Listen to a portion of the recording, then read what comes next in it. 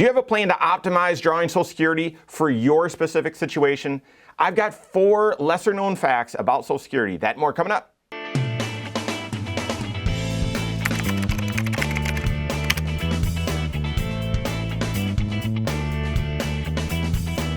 My name is Mike Bernard. I'm the host of the Wise Money Show. I'm also one of the certified financial planners right here at Korhorn Financial Group. Make sure you hit that subscribe button, turn on notifications, and smash that thumbs up button. Social Security, all the rules surrounding it, very complicated. You want it to be easy. It should be easy. It's not. It's not. There's a lot of, not loopholes anymore. They've closed most of those. But there's a lot of if-thens and contingencies and consequences. And therefore, you want to know, you don't need to be a Social Security expert, but you want to know as much as possible about your drawing options and how to optimize Social Security before you make this sort of permanent decisions. One of the biggest financial decisions you'll make in your life. That's why we would argue, make sure you're doing this with a certified financial planner, a CFP, and not one that's just helping you with your investments, one that is looking at all 6 areas of your financial life, doing comprehensive financial planning, looking at your present financial position, your protection plan, your tax plan, your investment plan, your retirement plan, and your estate plan, all 6 areas. And they're going to, through that process, they're going to help you optimize Social Security and drawing Social Security so that it brings synergy to as many of those areas as possible. For many people, that does mean drawing Social Security as soon as you retire.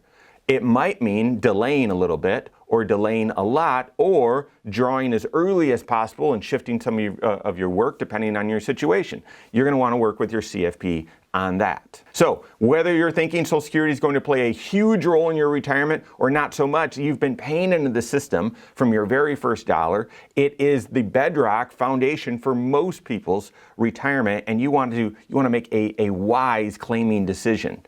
What are some of the lesser known facts about Social Security so that you can do that? Well, I've got 4 of them right now. The first, and I get this question all the time, is that your Social Security is calculated on 35 years of working history. 35 years. You have to have at least 10, and there's some interesting calculations with that as well, minimum hours of work and minimum amount of work and so on.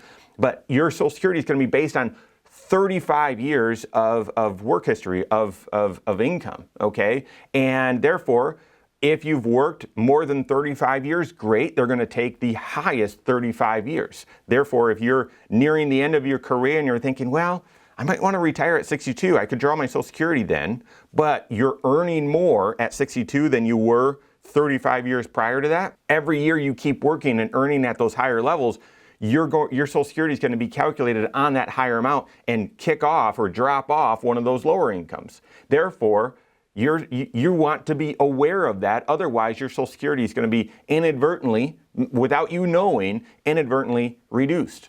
Well, what if you didn't work a full 35 years? What if you stayed at home for a few years? What if you were in between jobs for an extended period of time? What if you were trying to launch a business and it ended up not working and you had a couple of years where you didn't draw a salary?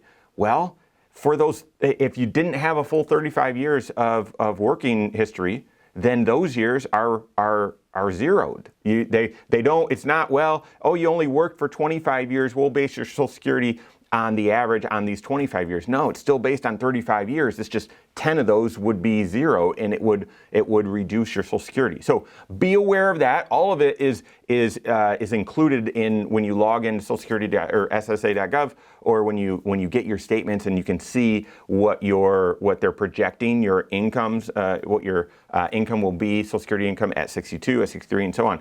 It's all factored in there. But then also when you log in to SSA.gov or get your statement, one of the other pages is here's what they're showing for your work history. And that's why we tell you at least every couple of years to log into SSA.gov, and certainly every year leading up to retirement, and just double check your work history. Make sure that that they've got the right income information in there that they're basing your Social Security on. Second lesser known fact about Social Security, the amount that you contribute to your HSA right out of your paycheck, that income that you earn, that does not calculate in your Social Security calculation. That's right, most people aren't aware of this, but let's just give an example. If you make $100,000 and you've got a qualifying high deductible health plan through your employer and you contribute, let's make the numbers really easy. You contribute $5,000 right out of your paycheck into your HSA,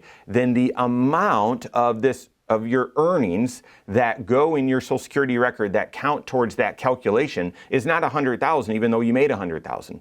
It's $95,000 because $5,000 came right out of your paycheck and went into your HSA. Well, is the same true for your 401k? Say on that $100,000 you contributed another $10,000 into your 401k. Does that reduce it even further? No. No, your 401k, what you contribute to your 401k or to retirement plans, nope, your Social Security is still calculated on the gross amount of income, not the net amount. It's the HSA that is treated differently. Why? Because the HSA contribution that comes right out of your paycheck, that avoids federal taxes and state taxes, just like your 401k would if you're contributing pre-tax, but it also avoids FICA taxes and payroll taxes. And that FICA tax, that four-letter F word, is Federal Insurance Contribution Act. And so that's the tax that pays into federal insurances, federal social systems like Social Security. 6.2% of that 7.65% is actually paying into the Social Security system up to that Social Security wage limit, which is $168,000 for this year. So if you are contributing to your HSA, just know that that contribution that comes right out of your paycheck, that is actually not, that income is not counting towards your Social Security calculation. To me, I'll take that trade. I will take that trade. To contribute to your HSA right out of your paycheck helps you avoid FICA tax. Yeah, that means that income's not counted towards Social Security, but I would take that trade. I'd take that tax savings, but just be aware of that. Third, I get this question all the time as well, but your full retirement age for Social Security, most people that is age 67. Why that matters is that's the age that you can draw Social Security and work and earn as much as possible with no limit and no worry about your Social Security being penalized. It used to be that this full retirement age was touted as this is when you can draw your full Social Security. If you draw earlier, it's going to be reduced. And that is still true, but reduced from what? It doesn't, like most people aren't thinking about it in those terms anymore because when you log on to SSA.gov or when you get your statement, they're showing you here's what your Social Security would be at 62 or at 63 or at 64 or at 65, 66, 67.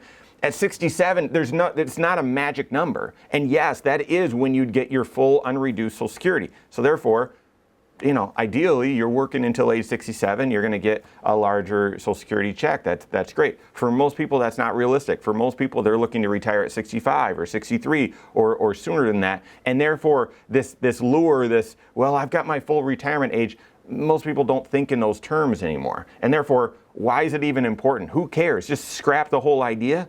No. It's at that age that you could continue working, earning a paycheck, and not have any limits on how much you can earn before it would penalize Social Security. If you draw, I've heard this lots of times, people come into our office, okay, my retirement plan is, I'm earning $70,000 right now, or $75,000 right now, and I'm going to shift to part-time, and I'm going to make $40,000 by when I turn 63, and I'm going to start my Social Security in between the two. That'll be just about the same amount of income, and I'll be good. Here's the problem: if you draw Social Security before your full retirement age, before age 67, and you earn more than the stated amount, which is, call it $1,700 a month right now, I'm ballparking there, then your Social Security is going to be penalized $1 for every two you make over that limit. Therefore, making $40,000 and drawing Social Security, that really wouldn't work. You could make $40,000 and draw Social Security, but the amount of Social Security you're actually going to receive is going to be significantly less because a lot of it will be penalized away. So if you're drawing Social Security before your full retirement age, before 67, you got to be aware how much you earn. You got to be careful, otherwise your Social Security is going to be penalized.